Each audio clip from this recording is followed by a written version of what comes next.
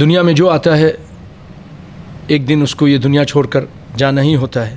تو آئیے سیدنا عمرو بن عاص کے اس دنیا میں آخری لمحات. آپ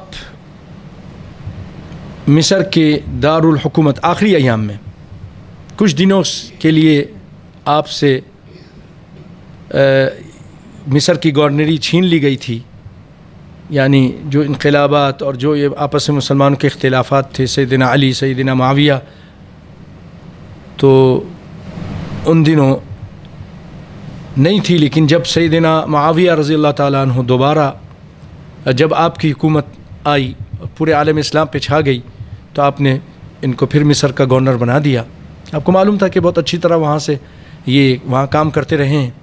تو آپ فسطاط، مصر کی جو دارالحکومت ہے، فسطاط میں اس زمانے کے جو وہاں رہائش پذیر تھے، کہ آپ کو بخار ہوا اور تیز بخار ہو گیا. اور جب آپ مرض الموت میں مبتلا ہوئے تو آپ زار و قطار رو رہے تھے، رونے لگے. آپ کے فرزند جو ایک ہیں، حدیث کے راوی ہیں، نبی صلی اللہ علیہ وسلم کے، وہ بھی صحابی ہیں، باپ بھی صحابی، بیٹا بھی صحابی. تو عبداللہ بن عمر نے پوچھا، ابا جان آپ روتے کیوں ہیں؟ رسول اللہ صلی اللہ علیہ وسلم نے آپ کے لیے بہت ساری بشارتیں دی ہیں. آپ نے فرمایا سنیے ذرا. میں جب یہ پڑھ رہا تھا تو میری آنکھیں نم ہو گئیں. اللہ اکبر، کس طرح انہوں نے یہ چیزیں بیان کی. آپ نے فرمایا بیٹا، زندگی میں مجھ پر 3 دور گزرے ہیں. میری زندگی کے 3 اہم دور ہیں. ایک دور وہ تھا جب میں اسلام کے دشمنوں میں شامل تھا، اور ان دنوں میرے دل کی، یعنی میری دلی تمنا تھی کہ میرا بس چلے تو میں پیغمبر اسلام محمد صلی اللہ علیہ وسلم ان کو قتل کر دوں. پھر کہتے اگر میں اس دور میں مر جاتا تو یقیناً میں جہنم رسید ہو جاتا. دوسرا دور میرے بیٹے وہ تھا جب میں اسلام قبول کرنے کے لیے مدینہ منورہ پیغمبر اسلام محمد صلی اللہ علیہ وسلم کی خدمت میں حاضر ہوا. اور جب میں نے بیعت کرنے کے لیے ہاتھ بڑھایا تو پھر اچانک میں نے ہاتھ پیچھے کھینچ لیا. آپ صلی اللہ علیہ وسلم فرمایا عمر یہ کیا؟ ہاتھ بڑھایا پھر پیچھے کر لیا. میں نے کہا اللہ کے رسول میں شرط لگانا چاہتا ہوں. اشترط یا رسول اللہ. آپ نے فرمایا کیا شرط لگانا چاہتے ہو؟ کیا شرط ہے تمہاری بتاؤ. فرمایا میں اس شرط پر اسلام قبول کرتا ہوں کہ میرے پچھلے سارے گناہ معاف کر دیے جائیں. اللہ اکبر. اس کا خیال تھا. آپ نے فرمایا اے عمر، اسلام قبول کرنے اور ہجرت کرنے سے پہلے سارے گناہ معاف ہو جاتے ہیں. حدیث مشہور ہے کہ الاسلام یہدم ما کان قبلہ والہجرت تہدم ما کان قبلہا. تو کہتے ہیں کہ یہ میرے لیے ایسا سنہری دور تھا. صحابی ہو کر دیکھیں ان کی سوچ، کہ آپ کی محبت اور عظمت اور جاہ و جلال میرے رگ و ریشے میں رچ بس گیا تھا.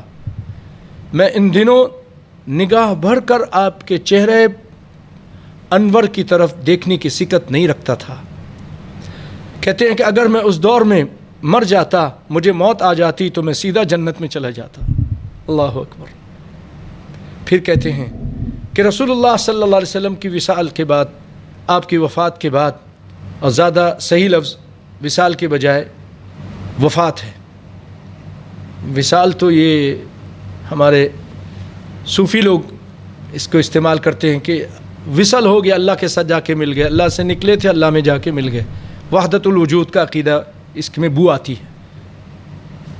تو یہ جو کتاب جس سے میں آپ کے سامنے پیش کر رہا ہوں، یہ محمود غضنفر صاحب رحمۃ اللہ علیہ ماشاء اللہ ہمارے بہت بڑے عالم دین اور رائٹر گزرے ہیں.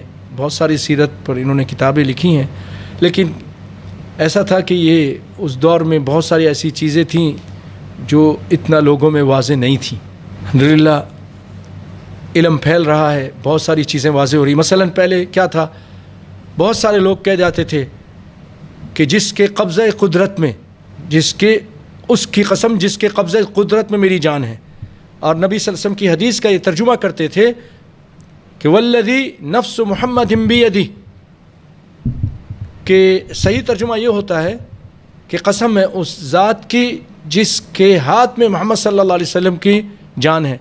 لیکن اس زمانے میں اس پہ تعویل کر کے لوگ ترجمہ کرتے تھے، اور ٹھیک ٹھاک ہمارے سمجھدار اور یہ کیونکہ معاشرے میں یہ چیز مستعمل تھی تو علماء بھی استعمال کر جاتے تھے. ان کی پرانی کتابوں میں آپ کو یہ چیزیں مل جائیں گی کہ جس کے قبضہ قدرت میں، یعنی ہاتھ کی تعویل کر کے قبضہ قدرت بنا دیتے تھے، یعنی ہاتھ کا انکار کر دیا قسم کا. تو وصال میں بھی یہی ہے کہ ہر چیز اللہ سے مل گئی، وصل ہو گیا. تو اس لیے انہوں نے لکھ دیا ہے، اللہ ان کو معاف کرے، لیکن ان کا عقیدہ تو یہ نہیں ہے، سلفی العقیدہ تھے. تو رسول اللہ کہتے ہیں عمرو بن عاص کہ رسول اللہ صلی اللہ علیہ وسلم کی وفات کے بعد میری زندگی کا تیسرا دور شروع ہوتا ہے. بڑا ہنگامہ خیز دور ہے یہ، بہت کچھ ہوا، بڑی جنگیں کیں، اللہ نے بہت مال و دولت بھی دی. صحابی ہو کر دیکھیے اللہ سے اتنا ڈر رہے ہیں. وہ کہتے ہیں میں نہیں جانتا کہ اب میرے ساتھ آخرت میں کیا سلوک کیا جائے گا. کہتے ہیں میرے بیٹے خیال رکھنا، جب میں فوت ہو جاؤں تو کوئی نوحہ نہ کرے. میری قبر میں، مجھے قبر میں اتارنے کے بعد مجھ پر مٹی قدر آہستہ گرانا، دیکھنا مٹی میں کوئی اینٹ یا پتھر نہ ہو. پھر کہا بیٹا مجھے سہارا دے کر بیٹھاؤ. بیٹے نے حکم کی تعمیل کی، آپ کو بیٹھا دیا تو آپ نے مناجات اللہ کا ذکر شروع کر دیا، اور ذکر کرتے ہوئے کہنا شروع کر دیا الہی تو مجھے معاف کر دے، تیرا کرم ہے الہی، میں طاقتور نہیں کہ غالب آ جاؤں، میرا کل سرمایہ صرف لا الہ الا اللہ ہے. اے الہی گناہ گار ہوں، معافی چاہتا ہوں، تیری بخشش کا امیدوار ہوں. میرا سرمایہ حیات صرف لا الہ الا اللہ ہے. یہ توحیدی کلمات مسلسل آپ کہتے رہے یہاں تک کہ آپ اللہ کو پیارے ہو گئے. آپ کی وفات 1 شوال 43 ہجری 43 ہجری اور 1 جون 664 عیسوی بروز ہفتہ ہوئی. اللہ اکبر. 1 شوال کو معلوم ہے کون سا دن ہوتا ہے؟ عید کا دن. رمضان اس کے بعد شوال، اور 1 شوال کو تو یعنی عید کے دن فوت ہوئے. اسی طرح امام بخاری بھی عید کے دن فوت ہوئے رضی اللہ عنہ ورحمہ اللہ. یہ عمرو بن عاص رضی اللہ تعالیٰ عنہ جنہوں اتنی خدمت کی، اتنا جہاد کیا، اس کے باوجود آخری لمحات میں کس طرح رو رہے ہیں. ہمیں بھی رونا چاہیے، ہمیں بھی ڈرنا چاہیے، اپنا محاسبہ کرتے رہنا چاہیے. اللہ ہم سب کو معاف فرما دے اور ہمیں ایمان پر موت نصیب فرما. وآخر دعوانا ان الحمد للہ رب العالمین. والسلام علیکم ورحمۃ اللہ وبرکاتہ.